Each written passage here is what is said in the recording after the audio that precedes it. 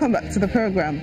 In South Africa, a light aircraft has crashed into a cliff in the coastal city of Port Elizabeth.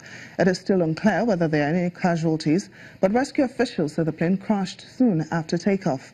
Eyewitnesses say the aircraft came from the seaside low into the valley, then even lower into the valley where the cliffs is, and shortly thereafter there was an explosion.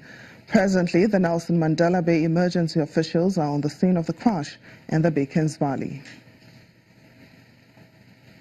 Back here in Nigeria, cooperation among countries in the Lake Chad Basin is what is needed to tackle cattle rustling in the region.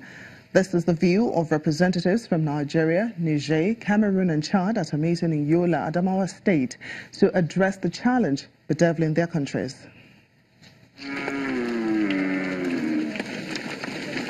In recent years, cattle rustling in Africa has grown both in scale and has become more violent.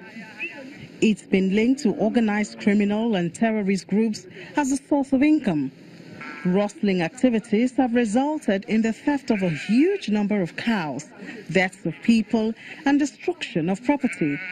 It has significantly contributed to the increasing security challenges facing the region.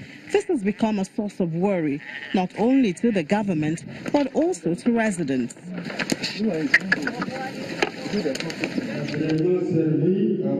This meeting among 4 countries bordering the Lake Chad Basin, holding in Yola, the Adamawa State capital, is to find ways to address not only the challenge, but also that of insurgency in the regions.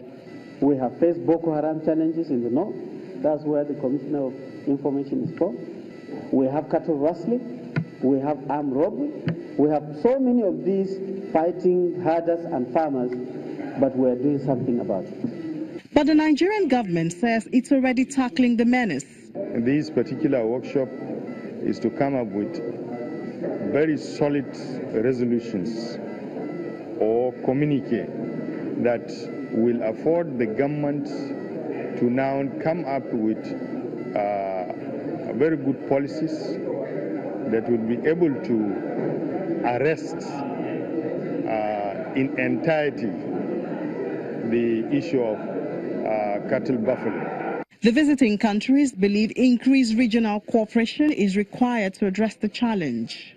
First of all, because cattle rustling is the big challenge of all those countries. If we combine our forces and our mind together, I think that we can solve the problem. This is just one among several meetings to come, and it is expected that at the end of the dialogue, far-reaching decisions will be taken that will help in checkmating the activities of rustlers. In East Africa, a guitarist in Kenya, Mutinda Muteti, is soothing the hearts and minds of hospital patients with his music, which he says gets the body better conditioned to heal. The self-taught musician has been performing for patients at a hospital in Nairobi since 2015 to uplift the sick as they receive treatment. Take a look.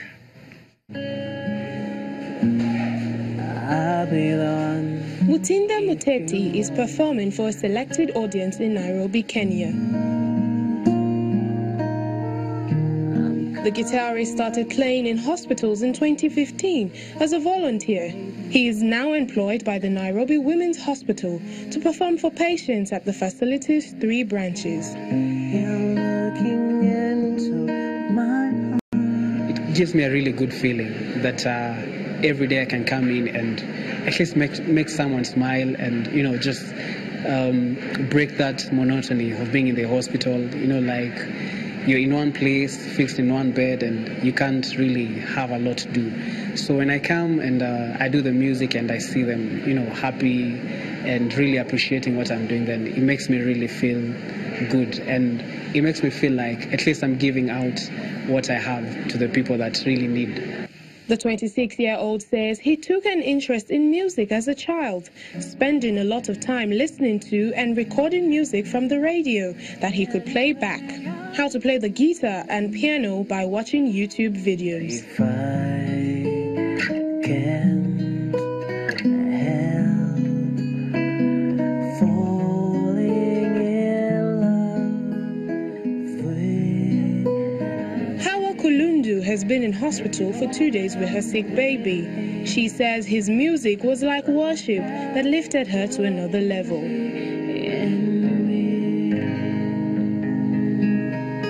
The music was awesome, and it was like a worship. It lifted me to another level. I woke up when I was down, thinking about my baby. She has cried all the night, but after that worship, I was lifted to another level. Yeah. According to researchers at the University of Zurich, Switzerland, music isn't just good for the soul, it can also help the body heal after surgery.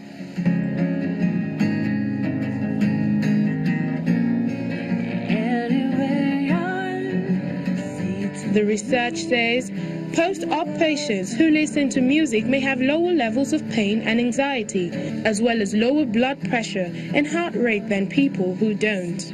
I wish that more people can embrace, more hospitals can embrace music therapy, because the benefits are not just emotional, but physical as well. So patients, the pain becomes less, patients get better faster, which means they are released from hospital faster, which is good for the patient. Mutati, who was training in medicine, decided to take up music instead, a decision he says didn't please his father, who thought music was a hobby and not a career. If I'm heading to sing for the babies, I really want to do sometimes gospel music, and probably a few songs that they may be familiar with, that they can sing along and, be happy as I sing, and probably even dance.